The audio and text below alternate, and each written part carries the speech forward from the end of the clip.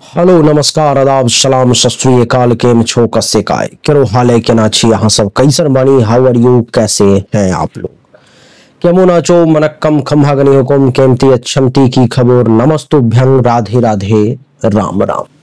देवी और सद्गुणों, आज के इस वीडियो में मैं राजा मिश्रा आपको बताने जा रहा हूं 7-8 अक्टूबर 2024 के राशि फल के बारे में कि 7 और 8 अक्टूबर का समय आपके लिए कैसा रहेगा, किस मामले में बढ़िया रहेगा, किस मामले में खराब रहेगा। इसी विषय पर में आज की हमारी ये वीडियो होने जा रही है।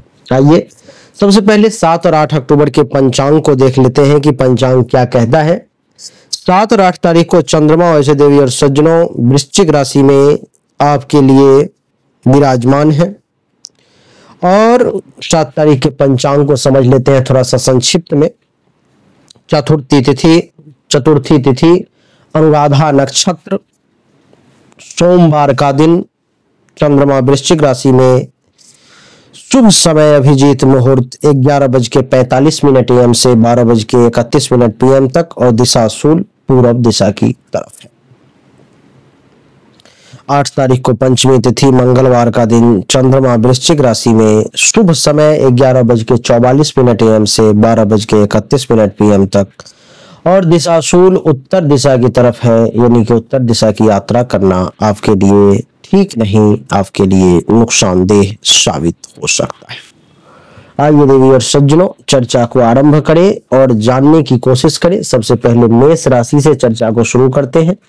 मेष राशि वालों के लिए चंद्रमा का प्रवेश कुंडली के अष्टम भाव में है। कुंडली के 8वें भाव में चंद्रमा का बैठना, अच्छा अष्टम भाव जो है देवी और सज्जनों अचानक परिवर्तन, गोपनीयता और मानसिक तनाव से जुड़ा हुआ ये भाव होता है। यहाँ पर में चंद्रमा का बैठना ये दर्शाता है कि इस दौरान आपको मानसिक अस्थिरता की स्थिति सामने आ सकती है। चिंता और रहस्यमयी घटनाओं का भी आपको सामना करना पड़ सकता है। स्वास्थ्य से संबंधित हेल्थ वाइज कुछ इशू आपके सामने आ सकते हैं और आपको अप्रत्याशित खर्चों से जूझना पड़ सकता है। हालांकि यह अवधि आध्यात्मिक विकास और आंतरिक परिवर्तन के लिए भी अनुकूल हो सकती है। मेष के बाद बात करेंगे वृषभ राशि की। वृषभ राशि वालों के लिए चंद्रमा का प्रवेश कुंडली के सप्तम भाव में, 7वें भाव में चंद्रमा का प्रवेश। सप्तम भाव जो होता है देवी और सज्जनों मूल रूप से वैवाहिक जीवन, साझेदारी, सार्वजनिक जीवन इन सब से जुड़ा हुआ होता है। तो इस दौरान आपका ध्यान अपने साथी और साझेदारियों पर में अधिक केंद्रित होगा। वैवाहिक संबंधों में निकटता और संवेदनशीलता बढ़ेगी। हालांकि भावनात्मक अस्थिरता और मतभेद की संभावना भी वृषभ राशि वालों के लिए इस समय में दिखाई दे रही है। इस अवधि में व्यापार और साझेदारी में आपको लाभ मिलेगा, लेकिन समझौते और अनुबंधों में बहुत सावधानी पूर्वक देख करके काम करने की आवश्यकता वृषभ राशि वाले आपके लिए है। वृषभ के बाद बात करेंगे मिथुन राशि की। मिथुन राशि वालों के लिए कुंडली के 6ठे भाव में चंद्रमा का प्रवेश है, जो ये दर्शाता है कि 6ठा भाव देवी और सज्जनों मूल रूप से स्वास्थ्य, शत्रु और ऋण इन 3 चीजों पर में, और भी बहुत सारी चीजें हैं लेकिन इन 3 चीजों पर में ज्यादा जो है सो फोकस करता है। जिसके कारण से क्या होगा कि इस समय में स्वास्थ्य से संबंधित कुछ समस्याएं जो है आपके लिए उत्पन्न हो सकती है। विशेष करके मेंटली तौर पर में आप कुछ खास तौर पर परेशान हो सकते हैं और भावनात्मक तौर पर में भी आप थोड़े से डिस्टर्ब महसूस कर सकते हैं, थोड़े से तनाव में रह सकते हैं। दुश्मनों से इस समय में सावधान रहने की आवश्यकता है।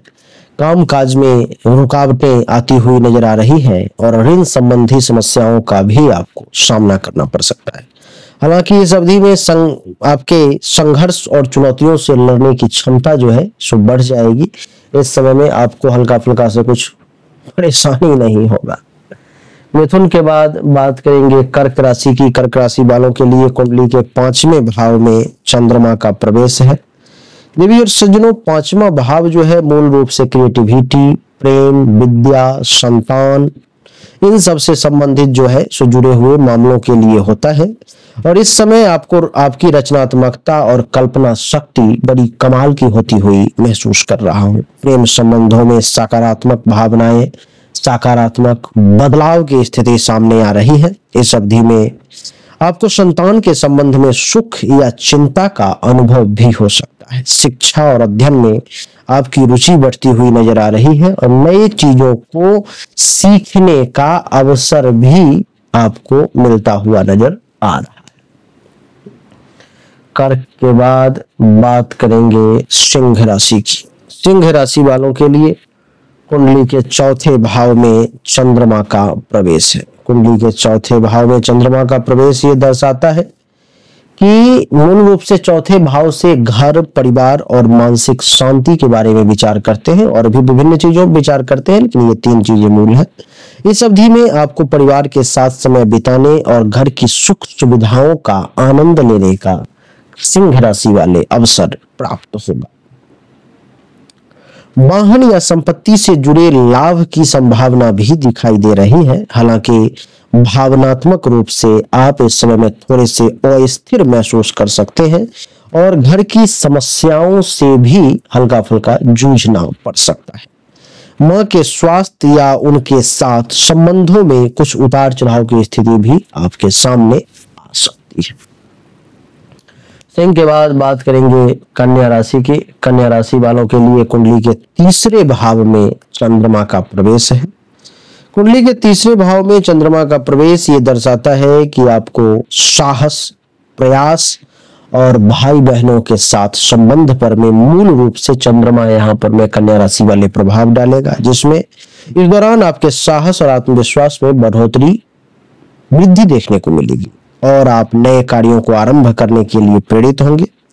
छोटी यात्राओं की संभावना भी बढ़ती हुई नजर आ रही है। हालांकि मानसिक तनाव और अनिर्णय की स्थिति भी कुछ सामने उत्पन्न होती हुई नजर आएगी। इस अवधि में आपकी रचनात्मकता बढ़ती हुई प्रतीत होगी और आप अपनी लेखन और संवाद के क्षमताओं का बहुत अच्छे तरीके से उपयोग कर पाएंगे।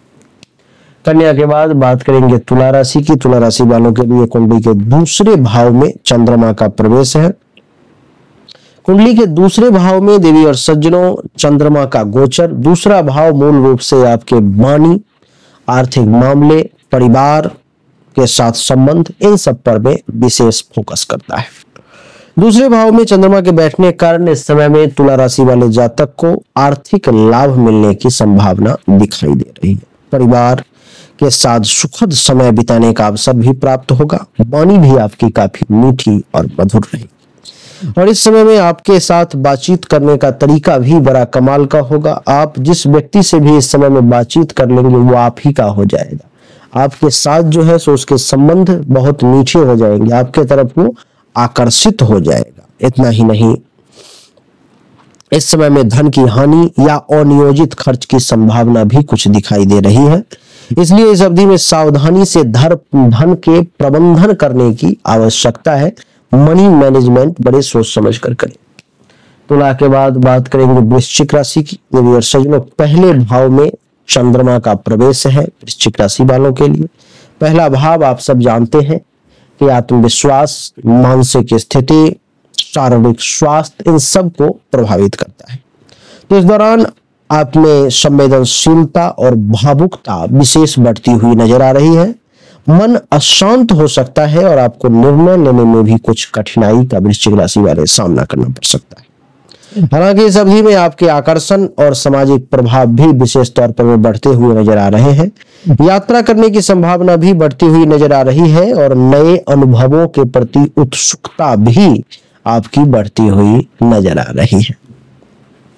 वृश्चिक के बाद बात करेंगे धनु राशि की। धनु राशि वालों के लिए कुंडली के 12वें भाव में चंद्रमा का प्रवेश है और आप सब जानते हैं कि 12वां भाव खर्चा, धन का हानि, स्वास्थ्य, आध्यात्मिकता से जुड़ाव, इन सब का होता है। तो इस दौरान आपको धनु राशि वाले अनियोजित खर्चों का सामना करना पड़ सकता है। कहीं ना कहीं से बिना सोचे समझे बड़ा खर्च आपके सामने में आ सकता है। मानसिक अस्थिरता और चिंता की स्थिति भी सामने में उत्पन्न हो सकती है, जिसके कारण से आप परेशान हो सकते हो। हालांकि यह समय आध्यात्मिक साधनों और आत्मनिरीक्षण के लिए सबसे अनुकूल और परफेक्ट है। ननों के बाद बात करेंगे मकर राशि की। मकर राशि वालों के लिए कुंडली के एकादश भाव में चंद्रमा का प्रवेश है, जो ये दर्शाता है कि इस समय में आपको एकादश भाव मूल रूप से लाभ, मित्र और सामाजिक जीवन के बारे में विशेष प्रभाव डालता है। इस समय में आपको आर्थिक लाभ की विशेष संभावना दिखाई दे रही है। मकर राशि वाले मित्रों के साथ भी आपके संबंध अच्छे रहेंगे और दोस्तों से भी लाभ मिलने के योग है। समाज में मान सम्मान मिलने की संभावना है और नए संपर्क स्थापित करने के योग है। इच्छाएं और आकांक्षाएं पूरी होने की संभावना भी आपके लिए दिखाई दे रही है। आपके लिए अच्छा रहेगा। मकर के बाद कुंभ की बात करेंगे देवी और सज्जनों। कुंभ राशि वालों के लिए कुंडली के दसम भाव में चंद्रमा का प्रवेश है।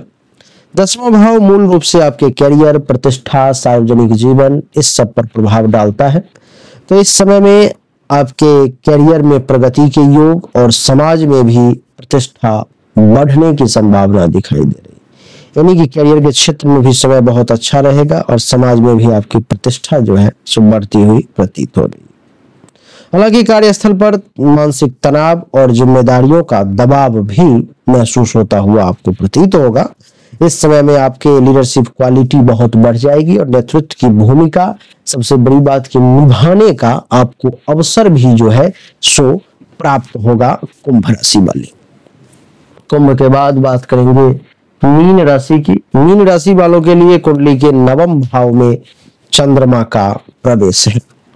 नवम भाव मूल रूप से धर्म, यात्रा, ससुराल, उच्च शिक्षा इन सब से जुड़ा हुआ होता है और यहाँ पे चंद्रमा का बैठना मीन राशि वाले आपके लिए धार्मिक और आध्यात्मिक कार्यों में रुचि लेने की ओर इशारा कर रहा है। लंबी यात्राओं की संभावना भी दिखाई दे रही है और उच्च शिक्षा के क्षेत्र में आपको सफलता मिलने के योग है। भाग्य का साथ मिलने की संभावना है और आपको नए अनुभवों के लाभ मिलने का भी मीन राशि वाले योग में देख रहा हूं। तो देवी और सज्जनों, यही थी मेष से लेकर के मीन तक की कहानी। 7 और 8 अक्टूबर का समय आपके लिए कैसा रहेगा हमने बताने का प्रयास किया है।